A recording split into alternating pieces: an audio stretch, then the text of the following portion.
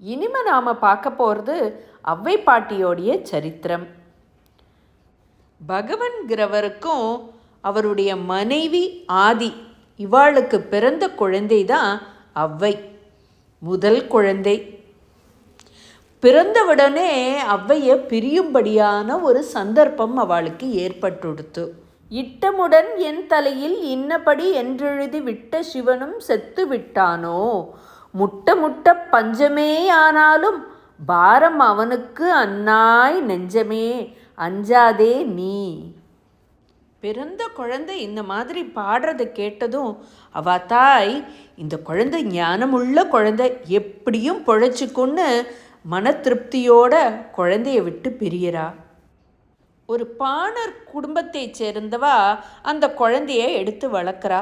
அந்த குழந்தைக்கு ஔவைன்னு பெயர் சூட்டி அந்த குழந்தையும் வயசு பருவம் வர்றது.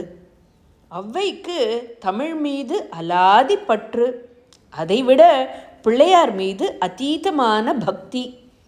அவோ இந்த நாட்டு நடப்பு எல்லாத்தையும் பார்த்தா. அவாத்தில் அவளுக்கு கல்யாணம் பண்ணி வைக்கணும்னு பார்க்குறா. அவளுக்கு அதில் விருப்பம் இல்லை. பிள்ளையார்கிட்ட பிரார்த்தனை பண்ணிண்டு தன்னுடைய இளமை பருவம் போய் முதுமை பருவம் வேணும்னு பிரார்த்தனை பண்ணிக்கிறா. பிள்ளையாரும் அப்படியே அவளுக்கு அனுகிரகம் பண்ணுறார். ஔவை பாட்டி நமக்குன்னு நிறைய விஷயங்களை பாடியிருக்கா. ஆத்திச்சூடி, நன்னெறி, அப்புறம் கடைசியாக விநாயகர் அகவல் அது கூட பாடியிருக்கா. இப்போ வரிசையாக ஒரு கதையாக பார்க்கலாம்.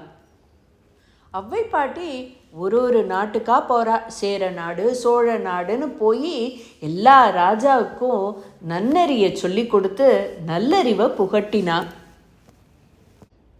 முல்லைக்கு தேர் கொடுத்தான் பாரின்னு நம்ம கேள்விப்பட்டிருக்கோம் இல்லையா? அந்த பாரி மன்னனையும் பார்க்குறா. அவனுடைய மகள் 2 பேர், அங்கவை சங்கவை. அவளுக்கு திருமணமும் ஔவை பாட்டி தான் நடத்தி வைக்கிறா.